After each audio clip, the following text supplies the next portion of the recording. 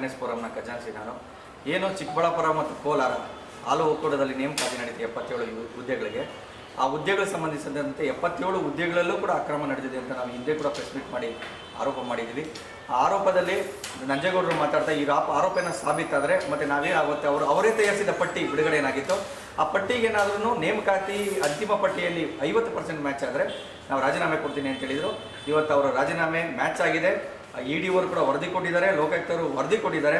ಕೂಡಲೇ ಅವರು ರಾಜೀನಾಮೆ ಕೊಡಬೇಕು. ಒಂದು ಎರಡನೇದಾಗಿ ಈಗ SP ಲೋಕಾಯುಕ್ತ ಕೋಲಾರ ಪೊಲೀಸ್ ಅಧೀಕ್ಷಕರು ಕೋಲಾರ ಲೋಕಾಯುಕ್ತ ಅವರು IGP ಅವರಿಗೆ ಒಂದು ವರದಿ ಕೊಟ್ಟಿದ್ದಾರೆ. ಹೌದು, ಈ ನೇಮಕಾತಿ ಹಗರಣದಲ್ಲಿ ಹಗರಣ ಆಗಿರೋದು ಮತ್ತು ಕಾನೂನು ಬಾಹಿರವಾಗಿ ನೇಮಕಾತಿ ಮಾಡ್ಕೊಂಡು ಕಂಡು ಬಂದಿದೆ. ಕೂಡಲೇ ಇವರ ವಿರುದ್ಧ FIR ಮಾಡ್ಕೊಂಡು ತನಿಖೆ ಮಾಡಲಿಕ್ಕೆ ನಮಗೆ ಸಂಬಂಧಪಟ್ಟ ಸಕ್ಷಮ ಪ್ರಾಧಿಕಾರಗಳಿಂದ ಅನುಮತಿ ಕೊಡಿಸಿ ಅಂತ ಪತ್ರ ಬರೆದಿದ್ದಾರೆ. ಮತ್ತು ಕೂಡಲೇ IGP ಅವರು ಈ ನೇಮಕಾತಿ ಹಗರಣಕ್ಕೆ ಸಂಬಂಧಿಸಿದಂತೆ ಅವರಿಗೆ ಅನುಮತಿಯನ್ನು ಕೊಡಿಸಬೇಕು. ಕೂಡಲೇ FIR ಮಾಡಬೇಕು. ಇವರೆಲ್ಲರೂ ವಿಚಾರಣೆ ಮಾಡಿ ಅವರು ಬಂಧಿಸಬೇಕು. ಈ ಎಲ್ಲ ಆರೋಪಿಗಳು, ಈ ಹಗರಣದಲ್ಲಿ ಯಾರ್ಯಾರು ಪಾಲ್ಗೊಂಡಿದ್ದಾರೆ ಎಲ್ಲ ಆರೋಪಿಗಳನ್ನು ಬಂಧಿಸಿ ಅವರಿಗೆ ಕಾನೂನು ಪ್ರಕಾರ ಶಿಕ್ಷೆ ಕೊಡಿಸ್ಬೇಕಂತ ನಾವು ಮನವಿ ಮಾಡ್ತಿದ್ದೀವಿ. ಸರ್, ಈ ಹಾಲು ಒಕ್ಕೂಟ ಅಂದರೆ ಯಾರು ಅಧ್ಯಕ್ಷರಾಗ್ತಾರೆ ಮತ್ತು ಡೈರೆಕ್ಟರ್ಗಳಾಗ್ತಾರೆ ಬರೀ ದುಡ್ಡು ಮಾಡೋದೇ ಕೆಲಸ ಆಗಿದೆ. ಇದರಲ್ಲಿ ಇವರು ಒಬ್ಬರು ಇವ್ರೇನು ಹೊಸದಾಗಿ ಏನು ಮಾಡ್ತಾ ಇಲ್ಲ, ಬೇರೆಯವರು ಮಾಡಿದ್ದಾರೆ. ಆದರೆ ಇವರು ತುಂಬ ಮಾಡಿದ್ದಾರೆ ಈಗ.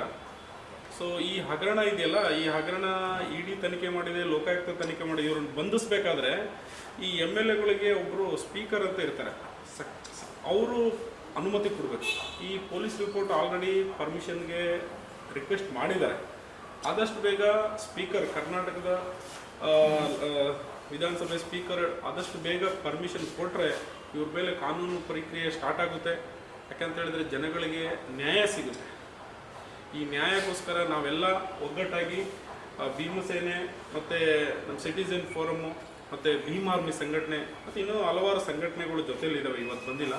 ಸೊ ನಾವು ಇದಕ್ಕಾಗಿ ಯುವ ವಿದ್ಯಾರ್ಥಿಗಳ ಒಂದು ನ್ಯಾಯಕ್ಕಾಗಿ ಹೋರಾಟ ಮಾಡ್ತಾ ಇದ್ದೀವಿ.